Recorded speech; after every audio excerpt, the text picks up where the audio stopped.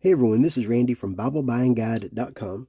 Today I'm taking a look at the Sovereign Collection King James Bible Large Print Reference Edition in black Leathersoft from Thomas Nelson. It is available with or without thumb index, and I always choose the non-thumb index if that's an option. This Bible shares the design with the regular Sovereign Collection, the personal size and the wide margin. They have the same pagination. This one, of course, being a large print, is 10.5 font. I like the look of the imitation leather. That Leathersoft looks like real leather. Has perimeter stitching, and then a debossed line around, and then gold printing, fancy spine with 4 raised hubs. Pretty interesting that even on a Leathersoft, they give you the raised hubs. 2 ribbons. Now, one of my ribbons has a little bit of a crinkle. These are 10mm ribbons, double-sided satin. Also, my gold gilt, has a couple of blemishes. I've got, looks like maybe a splotch of glue or something here. And then it looks like a pencil line. I feel like that glue is going to be normal, because I also have this in New King James, and it has something similar. It does not have this. Normally, I would exchange it and show you what I try to do is show you what I think is what you were going to get. So I think that's normal. But anyway, we have a paste down liner, dark gray paper. So it's a paper liner that doubles as a presentation page, and that's the only thick end sheet to it. So there's not a lot of structure here. I would call this a lower end Bible. It is made in India. The paper is 30 GSM. The previous editions were 36 GSM. And I feel like this paper is not as elegant, not as nice. It has too much show through for me. It does have a little bit of a rough texture, which I find easy enough to grab and turn. But the amount of show through is more than I'd like to see. The font is dark, which I like. I prefer a dark print. But this has a lot of show through because of that. It looks even worse in certain lighting. So here we go. We have the double column verse by verse layout, with each verse indented as if it's a separate paragraph. Bold verse numbers to indicate a paragraph. And then, so that helps.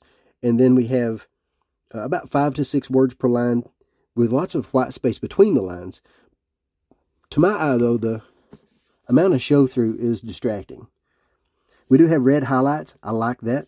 So we have red for the book titles, for the drop caps, for the section headings, for the verse numbers, and for the line that separates the references, footnotes, and glossary from the text. And then, as you can see, each book starts with a book introduction, about 3 paragraphs, which covers the purpose of the book. Sometimes it talks about the author, just gives you some basic information, and it gives you an outline, but it's all in sentence form.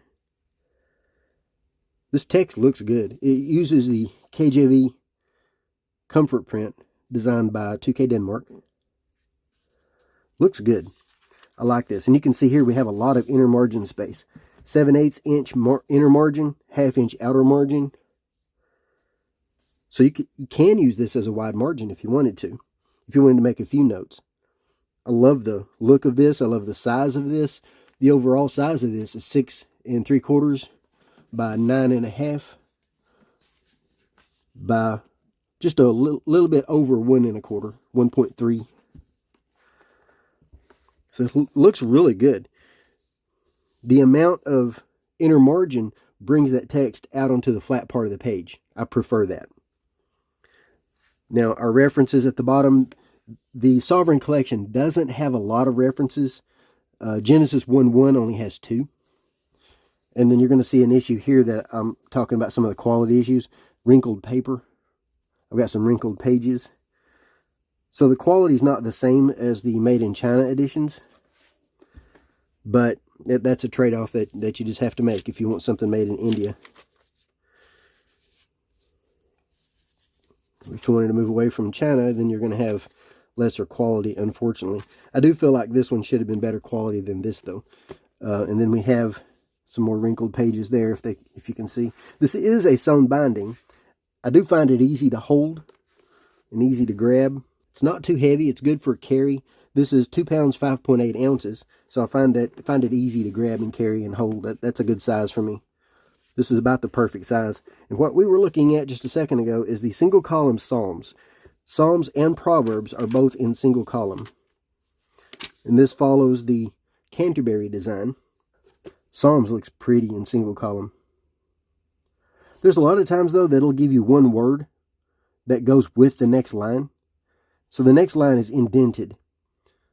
And as you can see here, we have the word for, and it needs to go with this line. I'm not sure why they did this. And goes here. Maybe in some cases they didn't want the second line to be larger than the first, to be longer. I don't know. But it's common where they'll place one or two words that go with the second line with the first line. I'm not sure why that is. But the references, this is not a lot of references. So if you're looking for a reference edition, this is not the one you're looking for. The McLaren is a better choice for that. It does include all of the glossary. All of the Thomas Nelson reference editions have the same glossary, and it's on the page where you need it. I like that. That red is dark. The black is dark. Both are dark. Easy to see and read. It is printed with line matching, so the line on both sides of the page is in the same place. This does improve readability, but the amount of show-through, it gives you a dark background behind the text a lot of times. Just a little bit more show-through than I'd like. The red looks good. Let's get to the New Testament. There's a red letter. Red looks really good. And it's not as dark, so you don't see as much show-through. It's not as noticeable. But that red looks nice. I like that. Then we have a few tools in the back. This is the same tools that you find in all of the Sovereign collection. So we have the Miracles of Jesus, the Parables of Jesus, 1-year reading plan. They give you February 29th. I don't like that. 3 out of 4 years don't have February 29th. So 1 year you're reading normal. The other 3 years you're having to play catch up because you have this many chapters that you have to read in other days. I don't like that. I'd rather not have February 29th and then have that as a free day for the other 3 years, or a catch-up day. It's a decent concordance. It doesn't have names, although it does have Jesus. It has parts of speech where it applies. It's in large print, so that helps. It helps a lot. So if you actually need a large print for the text, having the large print for the concordance helps a lot. It's a pretty decent amount of references in here. Let's see how many it has for God. So we have here, and then Godhead, godliness, godly. So a little over a column that apply to God. That's really good. And then in the very back, we have our maps.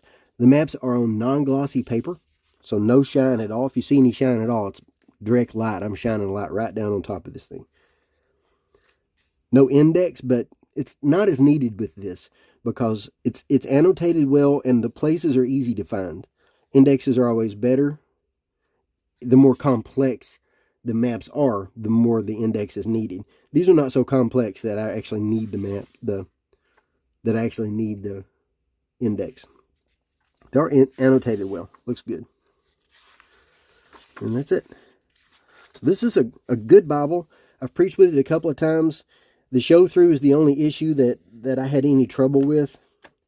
Especially the lighting above my pulpit made it even worse. I find it distracting. So this is not my first choice of the Sovereign collection, and I'll show you why. So let's do some comparisons. First is the original.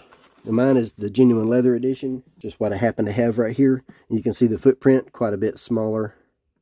Not a lot smaller, but noticeably smaller. But also noticeably thicker. That's 36 GSM versus 30 GSM. So here is the page.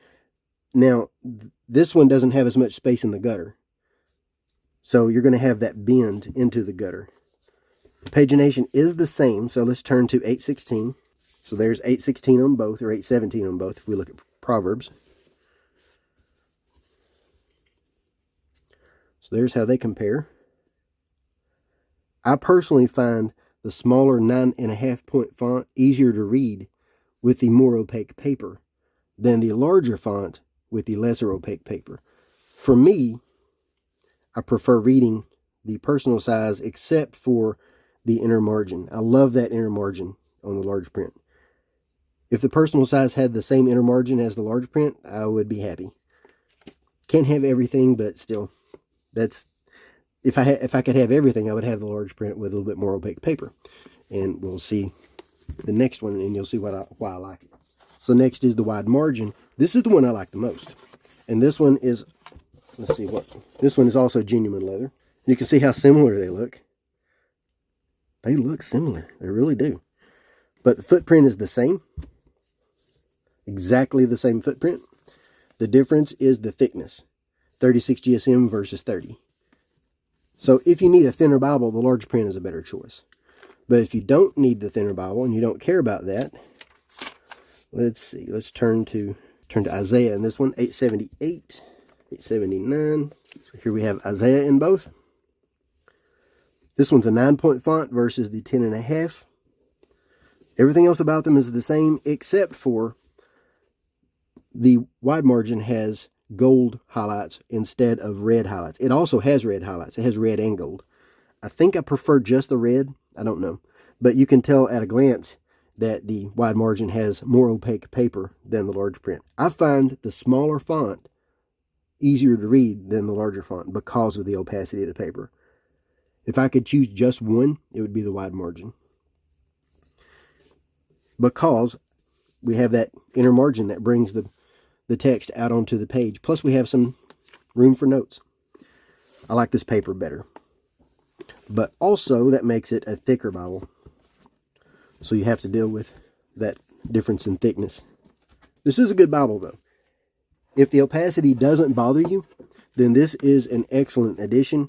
You might end up seeing a few quality issues with some splotches or with some problems with the ribbons or some wrinkled pages here and there. I don't have a lot of wrinkled pages, but there are a few. But overall, I do like this Bible a lot. I just wish it was a little bit more opaque. Even the quality issues don't bother me that much. The opacity is what I would change if I could change anything.